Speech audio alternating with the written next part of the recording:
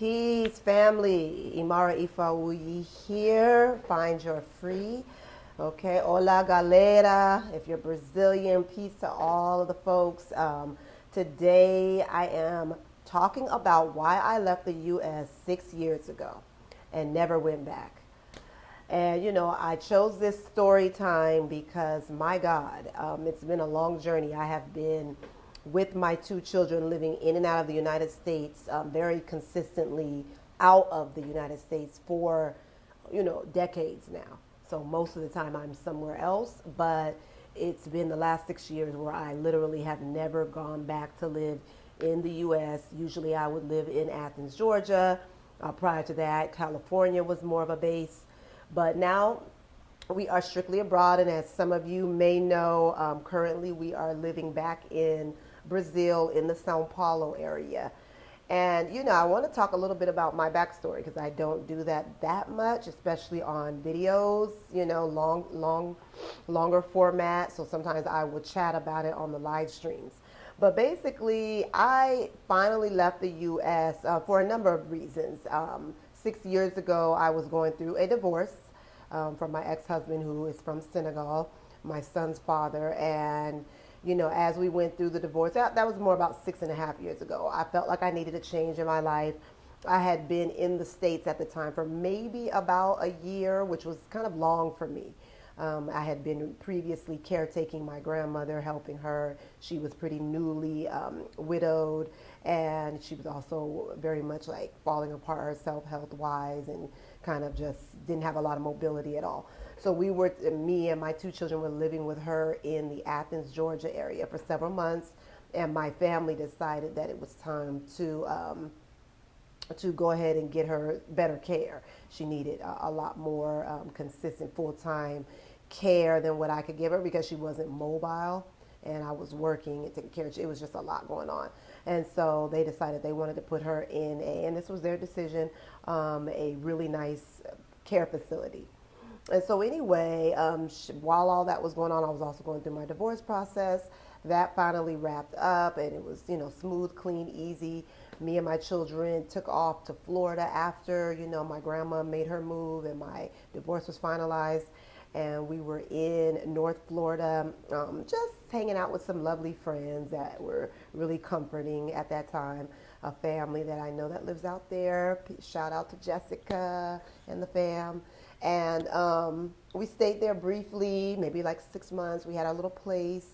And then I was like, I think I'm ready to go back to St. Croix. We had visited St. Croix for a few weeks, which again, St. Croix, we had already been kind of moving back and forth there over the previous 4 years. So I was already just kind of had a lot of community friends, people I really love in St. Croix, and I was just ready to go back. So that was that was 2018 going into 2019, and we went ahead and we moved back to St. Croix. And that was it for me. My grandma, as soon as we got to St. Croix, passed away. So that was, the end of the chapter with the grandparents of me going back and forth and living with them in the Georgia area. That kind of disconnected me from Georgia in a way. I really haven't even been back there since she died. Also because my ex-husband lives there and I just, taking a certain space from Georgia. So we did our thing in the VI. We had been living in VI for a couple of years up until the pandemic hit. And, we went through the good first year of the pandemic fiasco on the Virgin Islands. It was really weird. I was really getting turned off about it. I had some money that I knew was going to be hitting, like a large chunk of money. So when that happened, when that funding did come forward, I went ahead and I took my two children. I have a now 20-year-old and a 13-year-old. And we took off back to Brazil. We moved back out here the first time.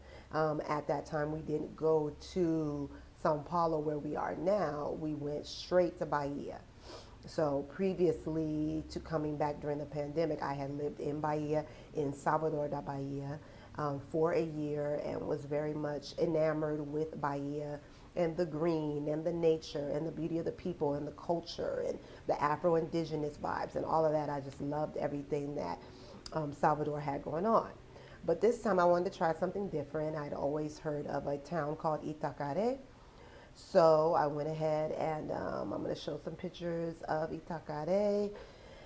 Um, I went ahead and I moved back, moved out there with my children. And Itacare was like a dreamy place, you couldn't even imagine. It was beautiful, it was naturesque, it had all the culture, it had the quilombos, the maroon societies all along the river bank. It was black, it was indigenous. We had plant medicine access, so there was a lot of ayahuasca going on taking place in the area. You could get anything you needed. It was absolutely gorgeous. The river meets the ocean all over that area. There's waterfalls, cachoeiras everywhere. So it was really gorgeous. We spent almost a year there. But, it wasn't the best socially, especially for my children, because they were just getting accustomed to Brazil. They were just starting to pick up some Portuguese.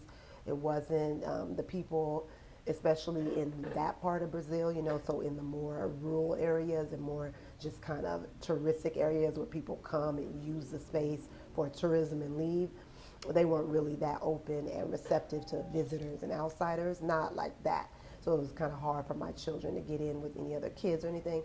And it got to be a little taxing for us. So we went ahead, and even though it was lovely and we could go to Salvador in a few hours and all of that, we went ahead and we came, and we were thinking we would just come on back to the Caribbean at the time. I think we were like, we did our year. It was cool. We enjoyed Brazil. We got to travel around Bahia more. We went to Arraial de Ajuda, Trancoso, all those places down south. We went to Salvador. We moved around. So we got to we flew out. We took off. I had a car in Itacare. I sold the car. I'd even tried to buy some land up there. I thought we were going to be doing that, but we changed our minds, and it was okay. So basically, we got to Sao Paulo. I had never hung out in Sao Paulo. I've been to Brazil, a couple times, but I had never hung out in Sao Paulo, because you just thought, oh, Sao Paulo is just fast, city. It's not really Afro-Brazilian, not going to be a lot of black folk. I didn't know what to expect. And so we came, landed in Brazil. We were going to take a few days just to check Sao Paulo out.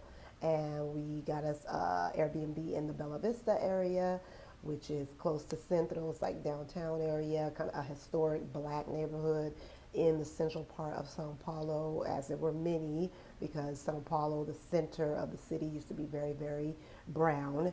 Now, in terms of residents, it's very not brown, and a lot of the black folk have been moved out to the periphery, periferia. So they live in the outskirts of the town, of the city of Sao Paulo. And again, Sao Paulo has 12 million people in the actual central part of it, and then on the outskirts, there's an additional 10 million.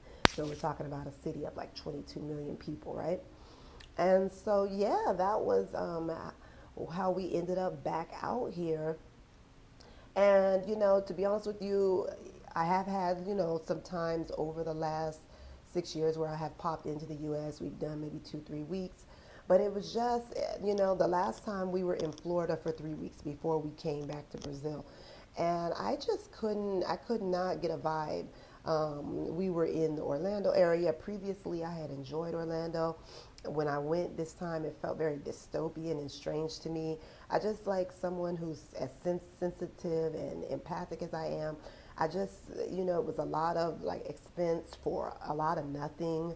The Ubers were way overpriced. The food was horrible. Couldn't get a good meal at a restaurant. Couldn't get decent produce anywhere. No, I didn't go to the farmer's market, which was probably going to have been my safest bet. But I just couldn't catch no vibes nowhere, with that area. And so I was just like, what is going on, with the States? It's just weird. And every time I go out there, it just seems to be getting worse and worse. It's just no energy. It's just people running around, hustling. Everything costs too much. You can't get from point A to B, especially if you're in Florida, unless you rent a car. It was just crazy. Or if you Uber, which Uber, you're paying big, big bucks. So yeah, that is, give me a second, I gotta answer this. I'm gonna come back on. Sorry about that. Yeah, so that was the whole thing. I've never been able to connect to that energy there in the States in the last 6 years. I mean, I didn't feel it even before. Like I said, 4 years prior to that, I was already just in and out, in and out. I was either on Puerto Rico, mostly in the Virgin Islands, and even spent a little chunk of time in Jamaica. So I was, very much Caribbeanized prior to moving back to St. Croix. And yeah, I just, as much as I love it there and have a wonderful base of community there and wonderful women and children that I really adore, we moved back to Brazil and we're kind of just staying for now because it's giving, high quality of life, great cost of living, good cost of living. I live in São Paulo, so it's a little more inflated. Exposure and access to anything and everything you want pretty much. So it's extremely accessible and convenient city. Tons of art and music, which is really key for me and my family because me and my daughter, we dance, we do music. My son is an artist. Like we need a lot of arts around us. Um, so yeah, that is why we are here because we are saving money and living beautifully. Okay, and it's a wonderful quality of life. It's easy to maneuver. Your transportation is amazing here where we are now. So we have so much access and are able to get from point to point with so much ease. If you want to go out of town here in Sao Paulo, we're 4 hours from like majestic nature in Minas Gerais, majestic nature here in the state of Sao Paulo and in the state of Rio, all within 4 or 5 hours from here. We're 5.5 hours from the city of Rio de Janeiro, which is nice to have access in that way. Like we're just so conveniently located that even though I can't access Bahia, which is somewhere that's really dear to my heart, very easily, I'd have to fly out. It's still, I feel like we're in a very good location. So for now, we are here. We have our residency. I know people are going to ask me about that. And yeah, that is my little story time. Please put a like on the video if you can, and maybe even, leave a comment or something like that. Give me 1 second.